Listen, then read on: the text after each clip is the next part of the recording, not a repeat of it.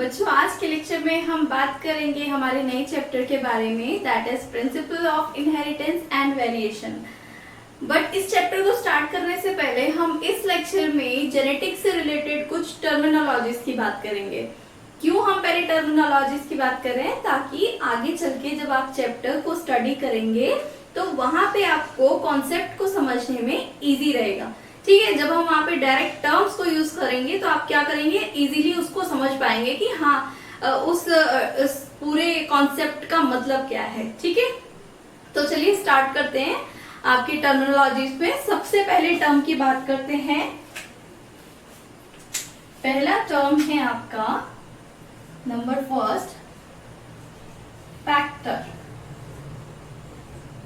ठीक है, फैक्टर क्या होता है? फैक्टर हेरिडिटी की वो बेसिक यूनिट है जो इनहेरिटेंस को आगे ले जाती है। क्या होती है? हेरिडिटी, फैक्टर हेरिडिटी की सबसे बेसिक यूनिट है। ठीक है, जैसे कि क्या होता है, पेरेंट से ऑफ स्प्रिंग में कैरेक्टर्स का आना। ठीक है, वो क्या है, किसके थ्रू कैरी होता है? फैक्टर्स के थ्रू। ठीक है, अगर बात करें, इसको और इजीली समझते हैं, इसके अदर टर्म की बात करें तो फैक्टर को हम एक और टर्म से जानते हैं। क्या है वो? जीन्स। अब आपको क्लियर हो गया होगा कि जीन्स क्या होते हैं, क्योंकि हम आजकल तो बच्चे इन जनरल भाषा में भी क्या करते हैं, अपनी लैंग्वेज में जीन्स का यूज करते हैं। कैसे कि मेरी आईज का कलर ब्लैक है, मुझे ये जीन्स अपने पेरेंट्स से मिला है। ठीक है, मेरे बाल ब्राउन है, ये जेनेटिक है, मुझे मेरे पेरेंट्स से मिला है, उनके जीन्स से, है ना, करते हैं आप जनरली यूज। मतलब क्या है इसका कि जीन्स क्या होते हैं? हेरिडिटी की सबसे बेसिक यूनिट होती है जीन्स। ठीक है, which is responsible for inheritance. ठीक है, क्लियर है? तो ये हमारा है फर्स्ट टर्म। नंबर सेकेंड आपका आता है, सेकेंड टर्मिनोलॉजी आपकी आती है हेरिडिटी।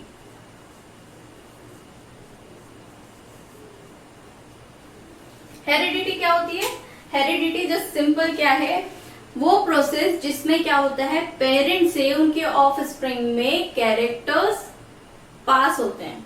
ठीक है, कोई भी कैरेक्टर क्या होता है, पेरेंट से उनके ऑफ स्प्रिंग में पास होता है, उस प्रोसेस को कहते हैं हेरिडिटी। ठीक है, क्लियर है? नंबर थर्ड टर्मिनोलॉजी है आपकी ट्रेट्स। ट्रेट्स क्या है? ट्रेट्स आपका होता है जेनेटिक्स में यूज होने वाला, जो हमारे कैरेक्टर्स के लिए जो हम टर्म यूज करते हैं उसे हम ट्रेट्स बोलते हैं।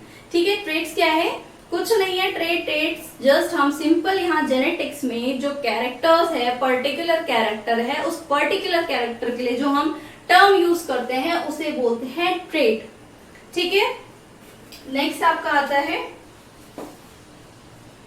एलिल। ठीक है, एलिल्स क्या होते हैं? एलिल्स क्या है? किसी भी जीन की टू अल्टरनेटिव फॉर्म्स को हम क्या कहते हैं? एलिल बोलते हैं। यहाँ पे हमने देखा जीन, ठीक है, इस जीन की अल्टरनेटिव फॉर्म्स को एलिल बोलते हैं। ठीक है, क्लियर है? अगर बात करें फॉर एन एग्जाम्पल, ठीक है, तो हम एक एग्जाम्पल लेके चलते हैं हाइट का। एक हाइट का एग्जाम्पल लेके चलते हैं। ठीक है, ह्यूमन में हाइट के लिए क्या है, किसी जीन की क्या होंगे, जीन का क्या है, टू अल्टरनेटिव फॉर्म है। आपने कौन कौन सी हाइट देखी है? दो ही, या तो क्या होगा, टॉल होगा या शॉर्ट होगा। ऐसा होता है ना, क्या होता है, टॉल भी हो सकता है कोई ऑर्गेनिज्म, कोई शॉर्ट भी हो सकता है। यानी क्या है, ये क्यों होता है ऐसा कि कोई टॉल है कोई शॉर्ट है? किस वजह से? जीन्स की alternative form, that is alleles की वजह से। ठीक है, इसीलिए क्या होता है कि जो हम बोलते हैं ह्यूमन सेल डिप्लॉयड होती है, 2n होती है। मतलब क्या है इसका कि हर कैरेक्टर के लिए क्या है, जीन की दो अल्टरनेटिव फॉर्म्स प्रेजेंट है। ठीक है, क्लियर है इतनी बात? ओके, नेक्स्ट है आपका नंबर 5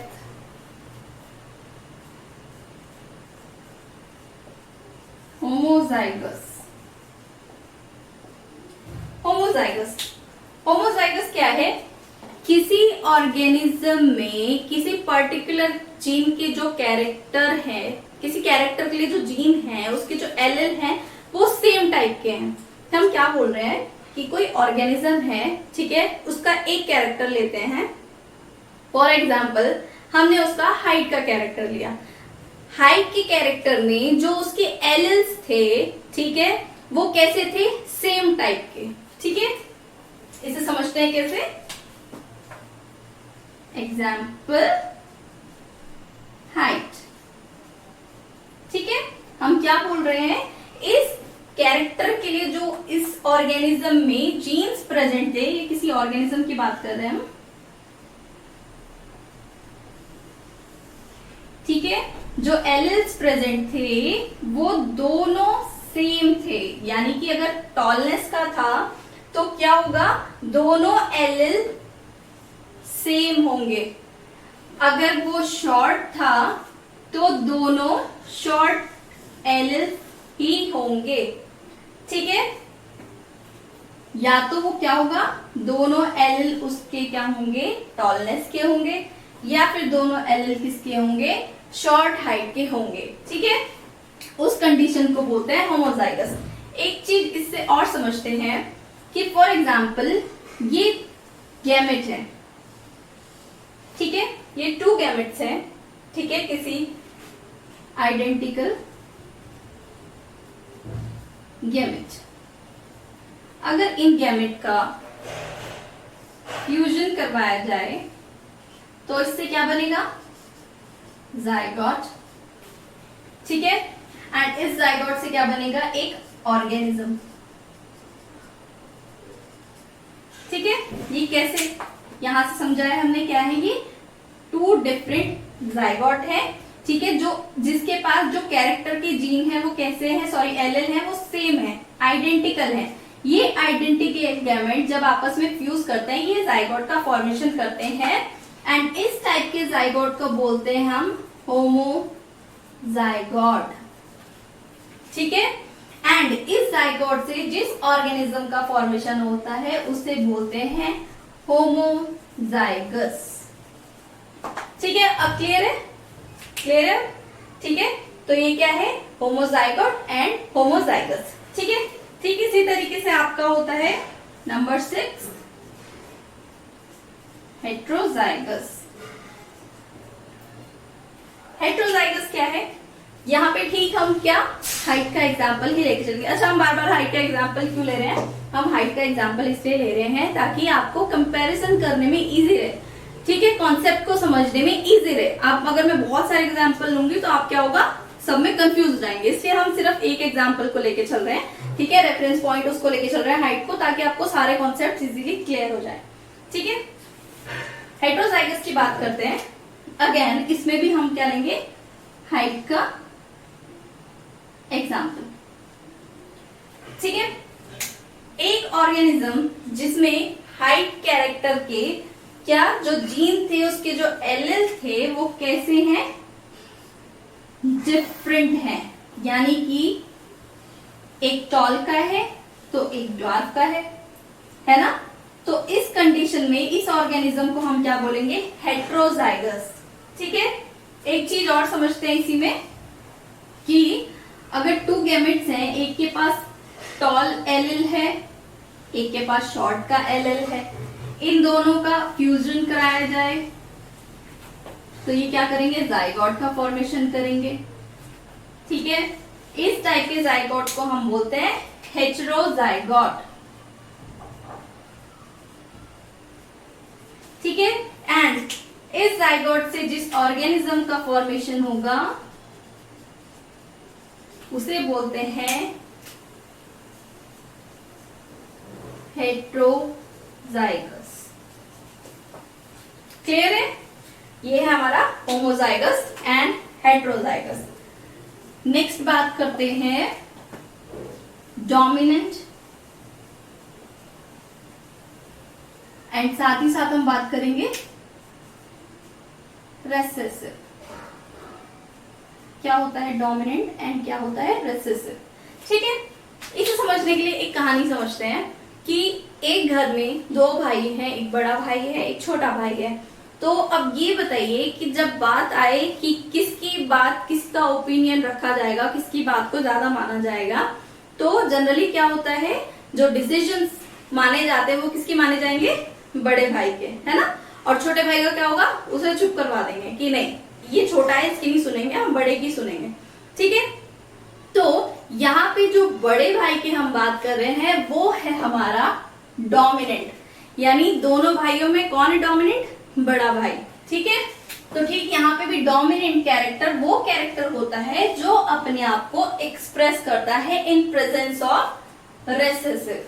ठीक है, इसे जनरली हम कैपिटल लेटर से शो करते हैं। ठीक है, अगर एक एलिल कैपिटल यानी डोमिनेंट है, टॉलनेस का है, और एक एलिल है शॉर्ट का। ठीक है, तो यहाँ पे जो आपका ऑर्गेनिज्म का दिखने में कैसा होगा, क्योंकि यहाँ पे बड़ा भाई प्रेजेंट था तो उसने क्या किया, छोटे भाई को एक्सप्रेस नहीं करने दिया, तो यहाँ पे जो कैरेक्टर होगा वो टॉल होगा।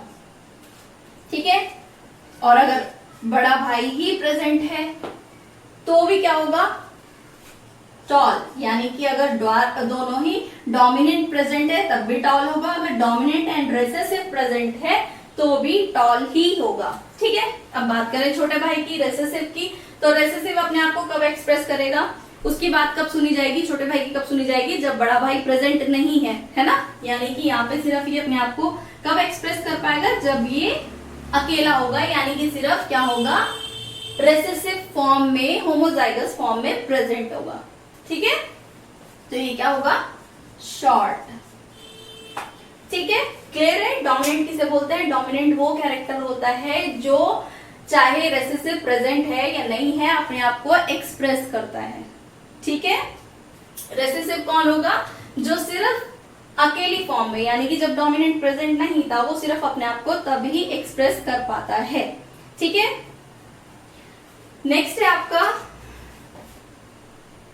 Phenotype, number 9। ठीक है, फिनोटाइप एंड एक और लेते हैं जीनोटाइप। क्या होता है फिनोटाइप, जीनोटाइप। फिनोटाइप अगर बात करें, आपके सामने कोई ऑर्गेनिज्म है, ठीक है, कोई आदमी खड़ा है, ठीक है, आप उसको देख के बता सकते हैं कि हाँ ये क्या है, टॉल है या ये शॉर्ट है। ठीक है, उसकी आई का कलर कैसा है। ठीक है, आप क्या कर सकते हैं, उसको एक्सटर्नली देख के बता सकते हैं कि हाँ ये ऐसा दिखता है, यानी आप क्या कर रहे हैं, उसकी मॉर्फोलॉजिकल अपीयरेंस एक्सटर्नली आप उसे देख के बता दे रहे हैं कि हाँ ये ऐसा दिखता है। इस ही कैरेक्टर को बताने को हम कहते हैं फिनोटाइप। ठीक है, ये क्या है, मॉर्फोलॉजिकल एक्सप्रेशन। ठीक है, morphological appearance of any organism is non phenotype. ठीक है, जीनोटाइप की अगर हम बात करें, जीनोटाइप क्या होता है, अब क्या है कि हम इसे जेनेटिक मेकअप, जेनेटिक लेवल पे बात कर रहे हैं। ठीक है, हम इसे बाहर से देख के नहीं बता सकते कि हाँ इसका जीनोटाइप क्या था, लेकिन यहाँ पे क्या होता है कि सेल का जेनेटिक मेकअप। अब फॉर एग्जांपल लेते हैं, इसको हमने अब तक जो पढ़ा है कि हाइट का एग्जांपल लें। ठीक है, कोई प्लांट टॉल है, तो टॉलनेस के क्या क्या कंडीशन बोली थी हमने, टॉल हो सकता है कैपिटल टी स्मॉल टी, तब भी ये क्या होगा, टॉल होगा। टॉल कैपिटल टी ये भी टॉल ही होगा। तो एक्सटर्नली तो हम देख के नहीं बता सकते ना कि इसका जेनेटिक मेकअप कैसा है ना, हम तो सिर्फ फिनोटाइप बता सकते हैं कि हाँ ये टॉल है, हम जीनोटाइप नहीं बता सकते कि कैपिटल टी स्मॉल टी था या कैपिटल टी था। ठीक है, तो इस जेनेटिक मेकअप की जो स्टडी है वो ही जीनोटाइप है। ठीक है, क्लियर है। Now next is mono hybrid cross. क्या होता है mono hybrid cross, mono means one. ठीक है, यहाँ पे क्या कह रहे हैं हम कि दो पेरेंट्स के बीच में क्रॉस कराना फॉर द पर्टिकुलर कैरेक्टर।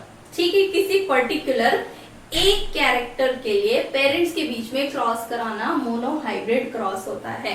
ठीक है, जैसे कि हम प्लांट की बात करें, 2 प्लांट्स को हमने क्रॉस करवाया, ठीक है, फॉर हाइट। ठीक है, हमने उसका हाइट का कैरेक्टर को कंसीडर किया और उन दोनों के बीच में क्रॉस कराया।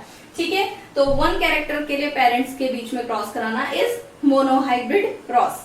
ठीक है, नंबर 2 है आपका डाइहाइब्रिड क्रॉस। डाइहाइब्रिड क्या है? डाई मीन्स 2, यानी कि यहाँ पे क्या हो रहा है, 2 कैरेक्टर्स के लिए पेरेंट्स के बीच में क्रॉस कराया जा रहा है। ठीक है, किसी 2 कैरेक्टर्स को लेके पेरेंट्स के बीच में क्रॉस करवाना इज डाइहाइब्रिड क्रॉस। ठीक है, तो ये कुछ बेसिक टर्मिनोलॉजी है हमारी, जो हमें फर्दर आगे चैप्टर्स को पढ़ने में बहुत इजी रहेगा, वहां पे हमें एक्सप्लेन नहीं करना पड़ेगा। ठीक है, तो इसको अच्छे से याद कर लेना, बहुत अच्छे से समझना। देन नेक्स्ट लेक्चर में हम पढ़ेंगे मेंडल के लॉज। ठीक है, आज के लिए इतना ही। आई होप आपको इतना कॉन्सेप्ट थोड़ा सा क्लियर हो गया होगा। ठीक है, तो अगर वीडियो पसंद आया तो प्लीज लाइक करें, अपने फ्रेंड्स के साथ ज्यादा से ज्यादा शेयर करें एंड चैनल को सब्सक्राइब करना ना भूलें। Thank you, bye bye.